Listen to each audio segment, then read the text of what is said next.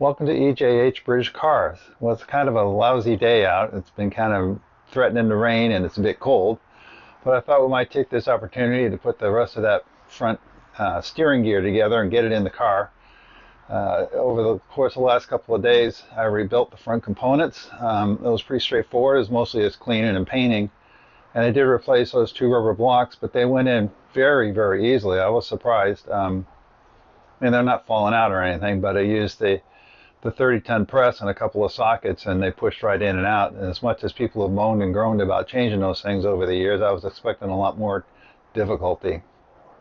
Anyhow, it's all together, got new inner and outer tie rod ends, and cleaned up and painted, and it looks really good. So let's go put it in the car.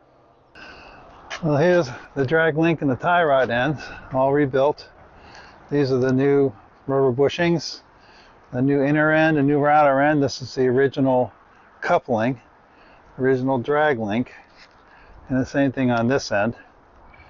So one of the things you have to think about when you put this in, you want to make sure that the steering box is in this close to dead center as you can possibly get it, because these don't pivot.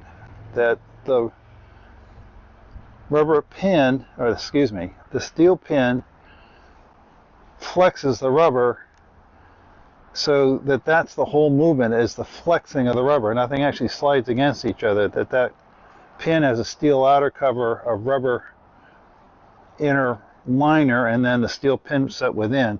So if you had the wheels turned off to one side and put this in, you would preload it whichever way you had the wheels turned, so it would be wanting to go back there whenever you let go of the wheel. Not to mention it would have to double the amount of arc that this has to turn through, because it would be all the way to one side.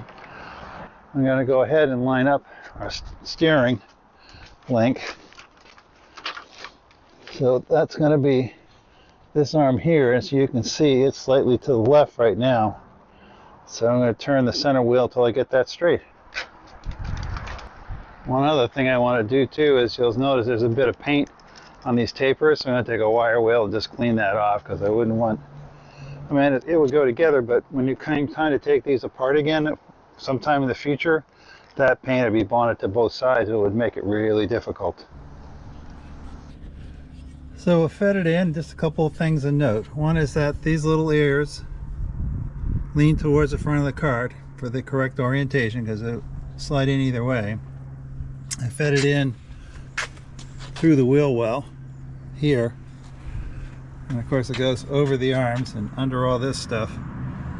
And talking about centering up, so this arm is really hard to see, and that arm is actually tapered, but this arm looks to be pretty much parallel. So I put a square on the drag link and compared it to the joint, and that looks really good. Now the one thing to note is that right here there's a bump, so you could either grind that off or hold it so that the flat of your square is square with this. This has been roughly machined, and I'm not sure that it's not got a slight taper in it, so I'm going by that. And of course, when I'm calling this a drag link, I don't know what they call it. It's called something else in an English car, but in America that would be a drag link.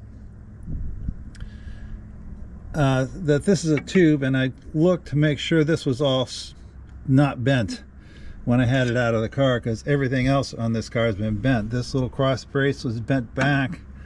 All the tubes across the rear of the car were both bent back significantly, so, and it's been hitting the nose, and the firewall's bent, so I've been straightening the stuff as I went, so I keep checking on everything. So that looks really close right there. Now it's just a matter of the flat washer and a lock nut. It's a nylock nut. Put those on, tighten them down. I did clean the paint off of those tapers, and then we can attach the outer tie rod ends into these links, and I'll make sure those are clean too. And here it is in place, all tightened up here. These are tight, link going across, those are done. Also greased this fitting. There's a grease circ down there. As you can see, these are in and tight. It's all done. So the first time in years that this front end's not been flopping around when we roll it around. That'll be a nice change. Probably have to put the steering wheel back on too, or at least fit it loosely. So I hope you enjoyed that. Don't forget to like, subscribe, share, and comment. And we'll see you next time.